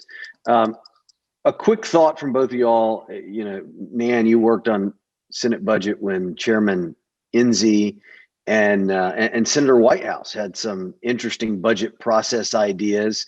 Ideologically, those two gentlemen were in very different places, but when it came to how the process ought to work, can you just give a quick few hitters on what that consensus was? The consensus was that there should be a process, that we should have a budget that if we've all worked together and it gave everyone more time to have amendments that mattered on the floor, not just a shadow process where we all just have messaging votes, then this is a bill that will become a law and will matter and that we'll execute from. It also added a lot of transparency when it came to scoring and getting better information about various programs in the government so that we'd have, better tools moving forward. I could talk about that all day, but that's just one. Man, thanks. Jonathan, you're a pro, both of you, grateful for your time. And those of you, we're now 75% of the way through the marathon. And Jonathan, Nan, obviously would love for you to hang around. If you got questions, that's really what we want this next session to be, is a conversation with two people who are really peers in terms of age, Congressman Peter Meijer and Congressman Blake Moore. I'm going to let my colleague Lindsay Conrad give a little more context as to who they are, and we'll have a conversation here to wind this meeting down. That's great. Thanks, Weston. Well, it's my pleasure today to introduce two great freshman congressmen that we here at Millennial Debt Foundation have followed for several months now, and that's Congressman Peter Meijer from Michigan and Congressman Blake Moore from Utah. And both of these men, I really feel, have done a great job representing millennial-aged business leaders and legislators and those of us that are interested in being good fiscal stewards. They both have extensive business and foreign relation experience, and on the campaign trail and in the early days in Washington, they both have taken really strong stands on debt and deficit accountability, as well as fiscal stewardship. So it's a pleasure to have you both here. Congressman, welcome. Thank you, Lindsay. Thanks. Well, I'll jump in with the first question. And Millennial Debt Commissioners, if you guys have follow-up questions, feel free to jump right in. But so you're both new to Washington, obviously. And let me just say that it's refreshing to have public servants such as yourself willing to step up and do this very difficult job. So I'm just curious, based on your fresh eyes, what are some of your first impressions of Washington spending habits? Blake, Peter, go ahead. Take that. You take that one. You take this one. Well, I guess in our, to be fair, we haven't passed any appropriations heavy legislation really yet, or at least neither Blake nor I have voted for any yet. Haven't had the chance to do any year-end spending bills, no National Defense Authorization Act. The traditional appropriation season has sort of been pushed off a little bit, though I'm sure Blake and I both hear from kind of various constituencies that are passionate in one form or the other. But I think if the way that the American Rescue Plan was crafted is any indication, we're living in a time of kind of pure majority rule power politics.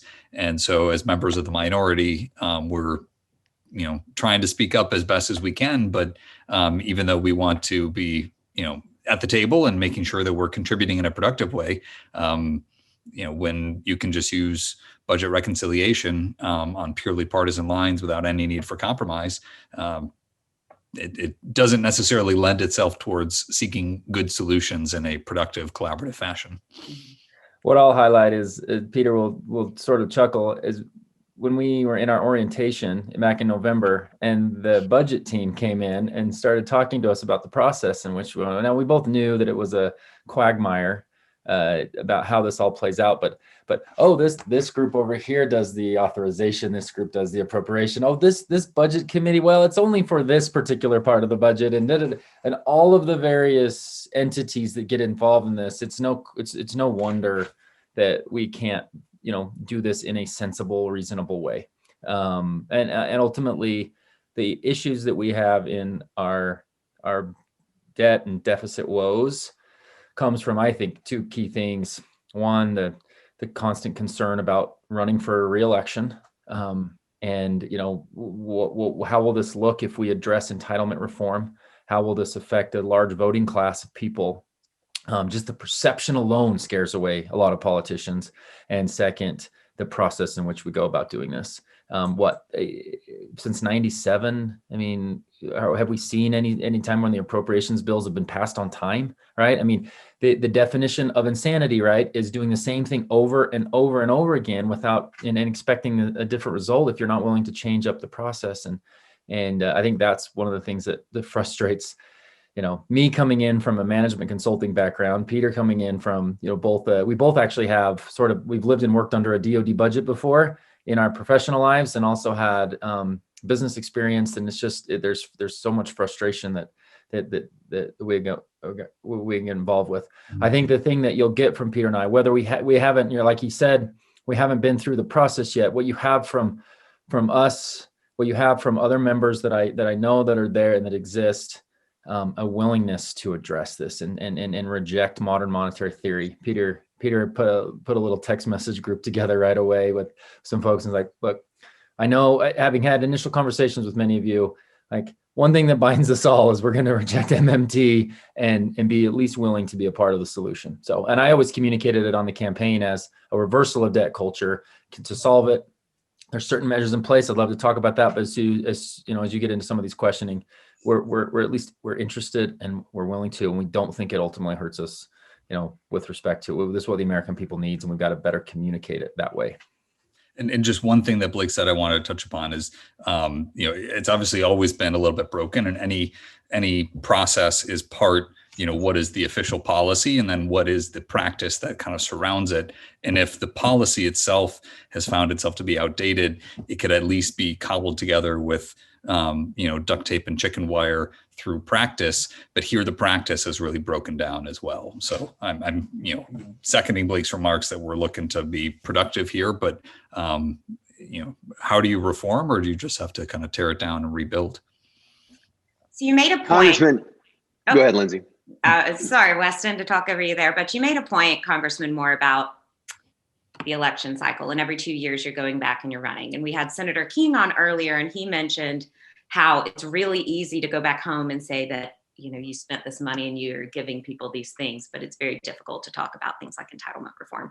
So knowing that we're in this sort of political environment where we're dealing with elections every several years, how can you make those tough decisions? And what do you think you all can do as legislators to continue making the right decisions that are good for the people, but also don't hurt you when it's time to open up those ballot boxes again? I think it's a factor of communication. We have a special duty being elected into this position we have to be driven by a higher cause, if you will, on doing what's best and doing what's right. We disagree oftentimes, and there's going to be political philosophies on what that is, but how we can better communicate the real cliff that we're looking out ahead. I don't see, even in presidential debates, the debt even being discussed. It wasn't in 2016. I remember John Kasich was the one individual talking about it, at least from the Republican side, because he was somebody a part of the 1997 budget deal with President Clinton. You just don't see it being discussed from the top down. So what can we do? We can push this up to leadership. We can make sure that, this is part of the platform, and we communicate why it's actually better for everybody. And I know people can accept that message because they all have to do this individually at their own lives. And so I think it's a clear factor of communication, but there are also little simple fixes too, that instead of, and this is from Dave Walker, who's an author in this space and really passionate about it. He presented to the 30 for 30 group the other day, or at least some of the Republicans on that committee, not an official committee, but a group of people in Congress, 30 Republicans, 30 Democrats. He talks about replacing the debt ceiling with more of a debt to GDP measure, like how these simple kind of fixes that could get us going in the right direction. So I'll pause there, Peter. Yeah, well, and on the issue on sort of the political saliency, I think of that old experiment with the toddler and the marshmallow, and if you sit there and don't eat the marshmallow for 10 minutes, we'll give you 2 marshmallows.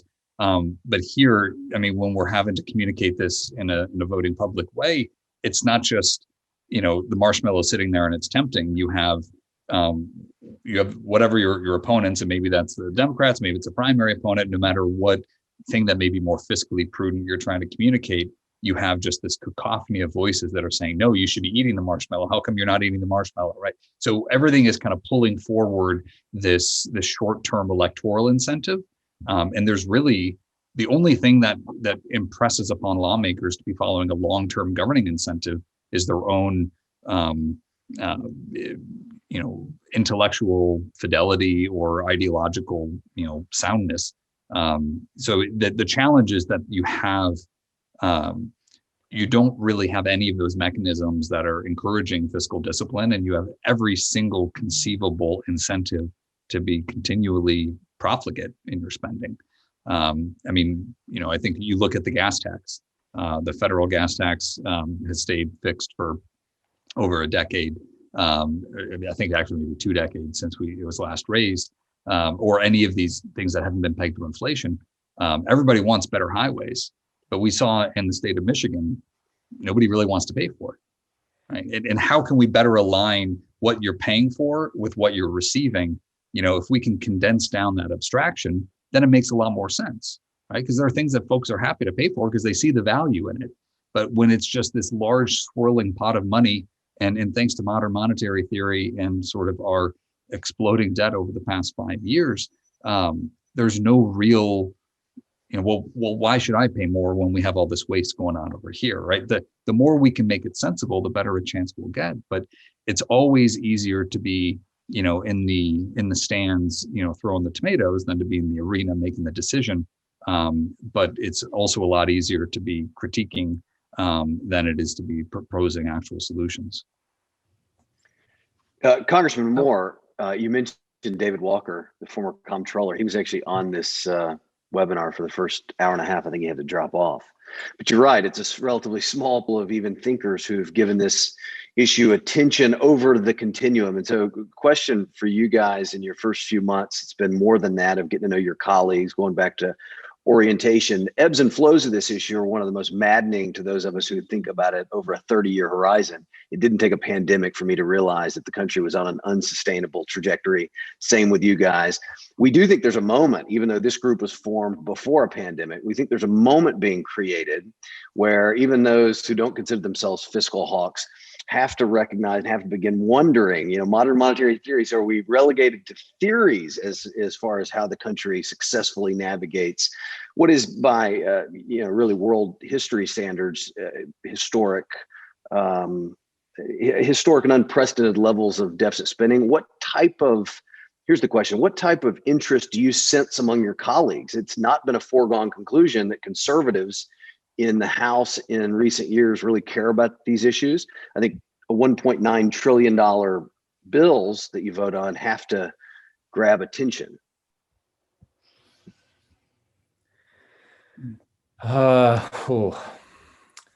So I do think the moment is nigh. And if right now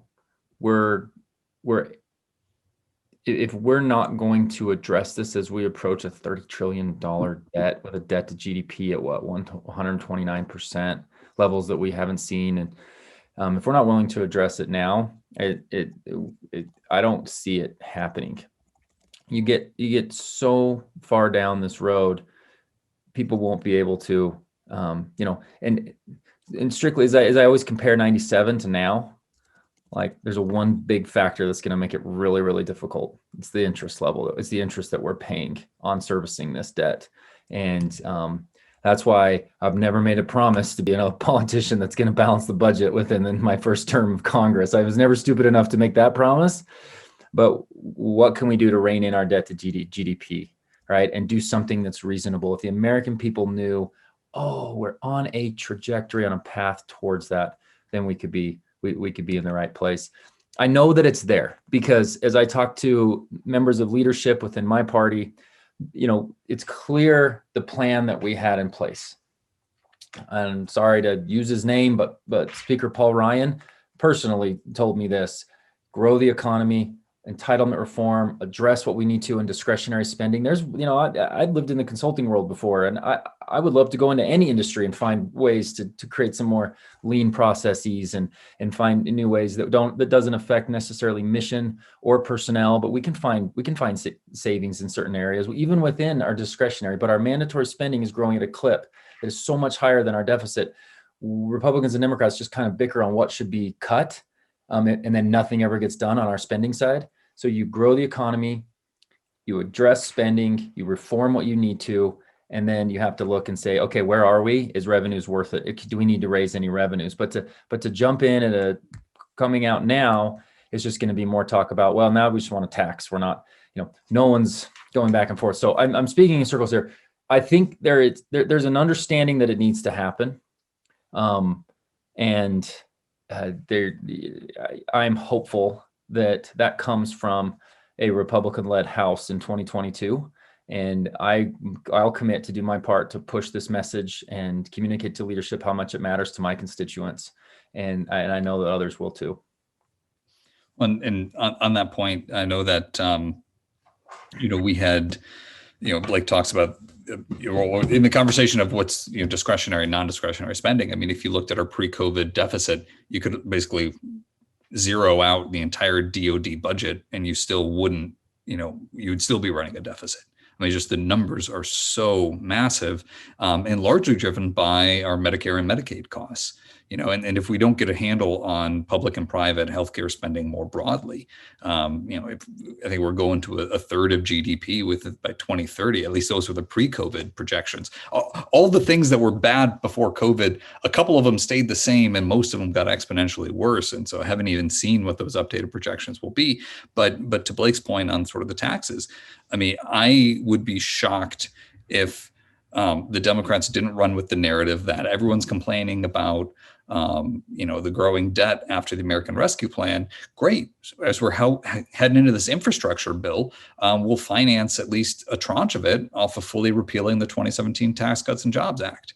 I mean, so we're putting ourselves down a path where instead of tackling any of the underlying issues, the fact that we're operating on continuing resolutions that just hold or add an inflator to what the prior spending was, instead of having fiscal rules like a Swiss debt break, and just having the brinksmanship of the debt ceiling, instead of doing any larger structural reforms, we just end up quibbling around the edges and stay in the exact same place. Becomes a blame game. Becomes a blame game. Republicans don't care enough about it. Democrats don't care enough about it.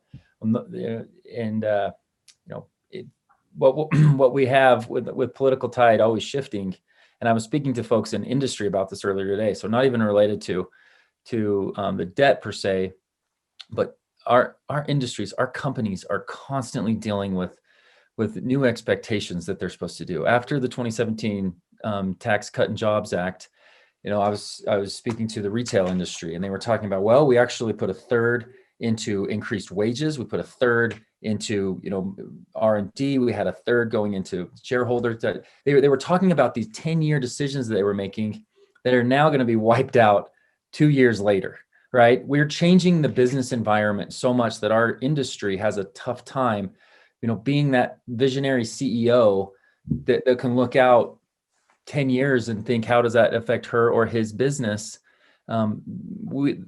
Things change so quickly in Washington. We can't give them any consistency. Go ahead. And then that raises that lack of consistency, that lack of stability, the inability to plan for the long term and invest. I mean, that creates risk.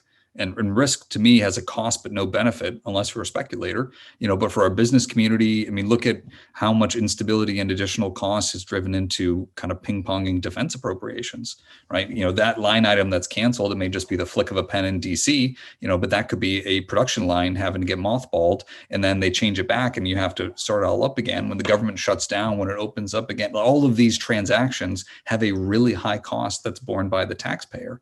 And instead of getting to the point where we have more predictability and stability, we just continue this legislative accelerationism.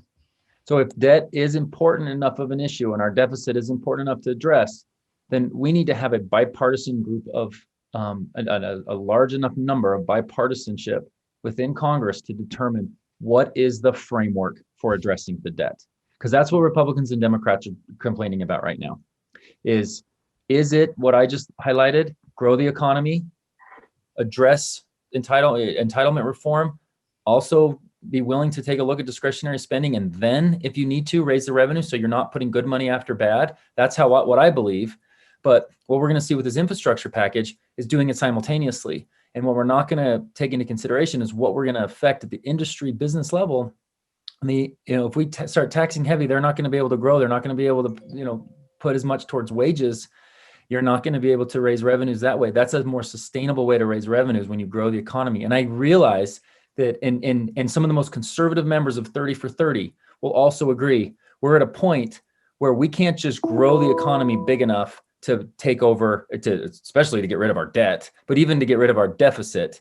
We can't just do that. So we have to be willing to at least look at revenues at some point, but not until you get, the black hole of spending that we have right now under some semblance of control. And that's what they did successfully in 97. And if you want to read 2 good books about it, because I've heard some other books mentioned, read Worthy Fights by Leon Panetta and John Kasich's book, 2 Paths. They talk about it. They're passionate about it. And I think 97 was Cooperstown, in my opinion. For those of you that aren't baseball fans, that means it's the Hall of Fame. So political Hall of Fame. That's the process that they went through. They were willing to go and look line by line and say, what can we improve? And that just gave Americans confidence. And they don't have that now. They do not have that right now. Congressman Meijer, I had a quick follow-up question for you. And then I think one of our Millennial Debt Commissioners, Cam Duty, also had a question. But we had Congressman Dean Phillips on the call earlier, and he mentioned the Problem Solvers Caucus, which I know you're a member. Can you fill the commission in on that group a little bit? And Congressman Moore, you talked about how we really need some bipartisan efforts to help solve these challenges. So do you feel that that group is a one place of many places where we can start to kind of see some of these bipartisan talks? Absolutely. So when what Blake was saying about, getting that bipartisan group together, I'm having nightmare flashbacks to the Simpson Bowles Commission, and here's how we can solve it. And then just like President Obama just tossing it in the trash. Though, to be fair, I think they didn't get the supermajority of the group because what were not easy problems to solve in 2010 are increasingly intractable problems in 2020. But which is why we need a next generation of leaders to step up with energy and enthusiasm. But specifically, the Problem Solvers Caucus is 58 members of Congress, evenly split between 29 Republicans and 29 Democrats that try to be able to move the needle. It might be 60 now, Peter, because I just got on last week. You have to wait till you get the equal numbers, so it might be 60. I don't know for sure. I proudly voted to allow my good friend and colleague from don't give me that. I didn't need your vote, Peter. I had plenty of other people that were willing to get me on. So it was a good group. Obviously, the membership has degraded recently, but it's a fantastic organization that really seeks to be a place where you can have substantive, bipartisan conversations. Because I think that's one of the challenges. We've had a couple of good conversations within our conference on issues where you can kind of gather together. You might have some conversations happening at the committee level, but by and large, so much of the structured formulaic debate. No one's really changing their minds during 5-minute statements, whether it's on the floor, when you're mostly talking to C-SPAN and a few staffers milling about, or in a committee hearing where I sit on 3 different committees, and those hearings are often scheduled simultaneously. And I got a laptop, a tablet, and an iPad all simultaneously looking at me so I can bounce between the 3, depending on when I need to answer a question or respond to a vote. So that can be really helpful to have those, semi-formal forums where you can look to see what, where the art of the possible might just be. And they were instrumental in the COVID negotiations in the 3rd and 4th quarter of last year. I'm hopeful we can have some conversations around infrastructure. I'm hopeful we can talk about debt and deficit. But one of the challenges is that in a highly polarized environment, you can maybe move the needle a little bit one way or a little bit the other, but you can only do so much to counteract some of the more powerful and entrenched incentives that are out there. So there's a lot of places where I choose to focus on, what can we do to reform, the causes, not necessarily just the effects. If we're dealing with the symptoms but don't treat the underlying malady, we're going to make a much tougher go of it than it needs to be. I think that's really encouraging. Go ahead. I'll just quickly add that I've seen it play out in person. John Curtis, a member of the Problem Solvers, he's part of the Utah delegation. John and I are actually from very conservative districts. When you look at the numbers, we're very, very, very. I won my general by 70 to 30%. Okay, 69.8 or something like that, but I round up.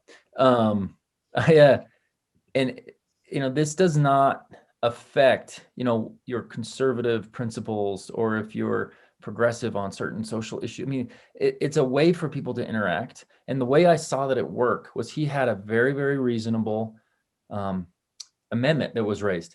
we do not have enough time to go through every single amendment and just personally look at it and be like, how does it affect? But he was able to engage the problem solvers group. And as other Democrat members came down, they had talked to their team and they looked at their recommendation. They're like, oh yeah, this is something that I'm in on problem solvers. It makes sense. It was for a study to find some thermo potential in geothermal potential in some areas, just to go and explore it. And super reasonable, but sometimes the pace of Washington and what we go and vote on needs mechanisms like this in place to just go like, hey, this is something we're definitely behind and going to support. And you can trust that group. And if you have a chance to communicate, you can at least, like I said, move the needle, show leadership that these are good organizations to be a part of, and they're helpful and they help build better government, and try to get hearts and minds changed.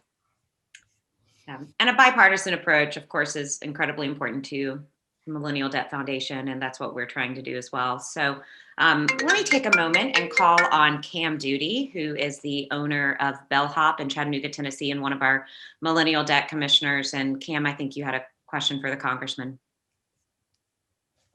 Thanks a ton, Congressman, for being here. Really awesome to be with you, and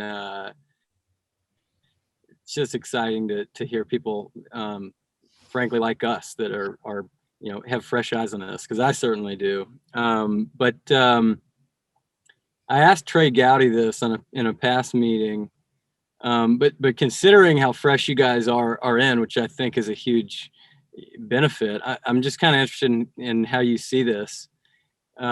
Assuming we can come up with some framework that achieves some sort of consensus, I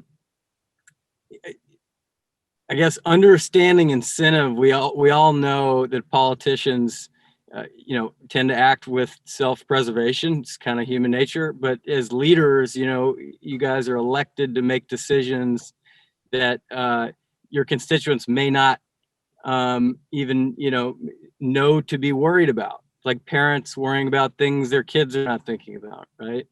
I guess my question is, how hard is it to make those decisions that your constituents don't really seem to care about when it's not going to benefit you personally?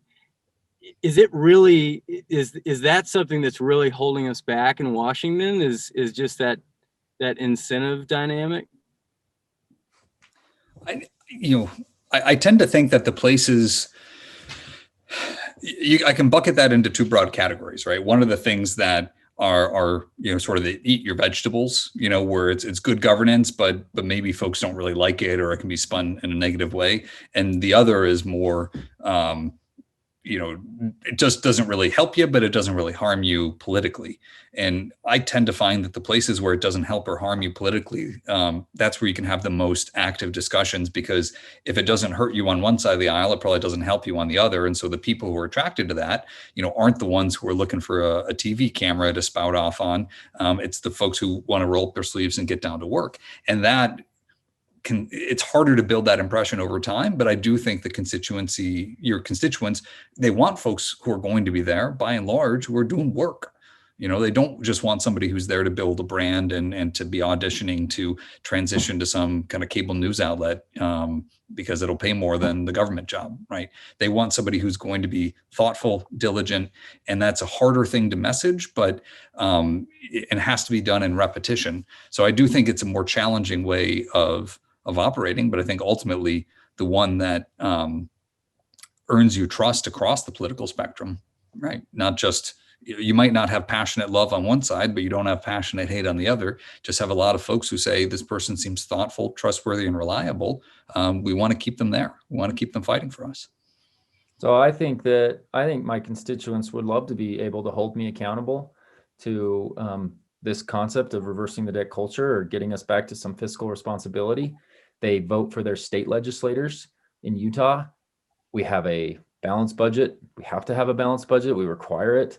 We have a rainy day fund when COVID hit, and we're in the top. We had of the past 3 of the top 10 cities were in Utah about economic output, and You've got mail. All of these, we're seeing outcomes from good fiscal policy that it's encouraging people to do business here and everything.